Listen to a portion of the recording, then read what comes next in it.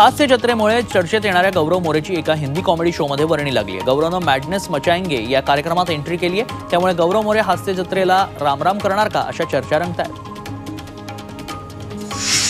मानुषी चिल्लरच्या आता no entry सिनेमाच्या सिक्वेलमध्ये झळकणारे कृती सनॉन श्रद्धा कपूरसह मानुषी स्क्रीन शेअर करणार आहे। अनेक ॲक्शन सिनेमे केल्यानंतर मानुषी आता कॉमेडी सिनेमात दिसणार आहे। मुन्नावर फारुकीनं आपल्या पहिल्या वेबसिरीजची घोषणा केली आहे। या वेबसिरीजचं नाव फर्स्ट कॉपी असं आहे। सोशल मीडियावर या सिनेमाचा टीझर रिलीज करण्यात आला। नाशिकच्या मनमाडमधील रस्त्यांची दुर्दशा ठाकरे गटानं उघड केली आहे। अक्षरशः खडी आणि माती टाकून पाणी शिंपडून रस्ते बुजवल्याचा आरोप करण्यात आला आहे। महिन्याभरापूर्वीच बनवण्यात आलेला सिमेंटचा रस्ता नगर परिषदेसमोरच खराब झाल्यानं ठेकेदाराचं पितळ उघड पडलंय।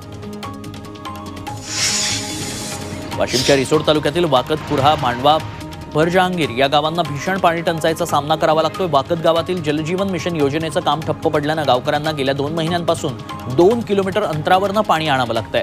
काही जण टँकरचं पाणी विकत घेत आहेत। प्रशासनानं लवकरच पाण्याची सोय करावी अशी मागणी ग्रामस्थ करतायत। परभणी जिल्ह्यात गेल्या 4 दिवसांपासून वादळी वाऱ्यासह पाऊस बरसलाय। अवकाळीमुळे भाजीपाला फळांचं मोठ्या प्रमाणात नुकसान झालंय। सततच्या पावसानं शेतातील ज्वारी काळी पडली आहे। रब्बी हंगामातील सोयाबीन पिकाचं अतिवृष्टीनं नुकसान झालंय। त्यामुळे नुकसानीचे पंचनामे करून तातडीनं आर्थिक मदत देण्याची मागणी शेतकरी करतोय। जालन्यात अवकाळी पावसामुळे कांदा पिकांचं मोठं नुकसान झालंय। वादळी वाऱ्यासह जोरदार पावसानं पीक जमीनदोस्त केलंय। यामुळे कांदा उत्पादक शेतकऱ्यांचं मोठं आर्थिक नुकसान झालंय। दरम्यान नुकसानीचे पंचनामे करून लवकरात लवकर भरपाई देण्याची मागणी शेतकरी करतायत। धुळे जिल्ह्यातील शिरपूरला वादळी वारा आणि विजांच्या कडकडाटासह अवकाळी पावसानं झोडपलंय।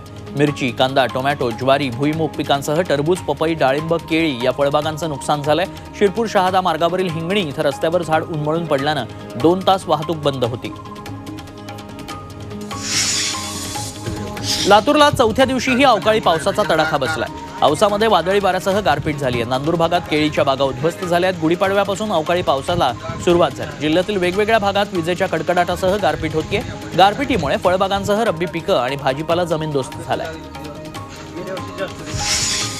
बीड जिल्ह्याला अवकाळी पावसाचा तडाखा बसलाय। वादळी वाऱ्यासह गारपीट झाल्यानं पिकांचं नुकसान झालंय। टरबूज, झेंडूच्या फुलांचं मोठं नुकसान झालं। केळीच्या बागा जमीनदोस्त झाल्यात। वादळी वाऱ्यामुळे शेतकऱ्यांच्या घरांचं देखील नुकसान झालंय। अवकाळी पावसानं पश्चिम विदर्भाची दाणादाण उडवली आहे। गेल्या 4 दिवसात झालेल्या पावसानं 3000 घरांची पडझड झाली आहे। एका व्यक्तीचा मृत्यू झाला। 3 जण गंभीर जखमी आहेत। 29 जनावरं दगावली आहेत। अमरावती, यवतमाळ, वाशिम, बुलढाणा आणि अकोल्यात 70,000 हेक्टर जमिनीवरील पिकांचं नुकसान झालं।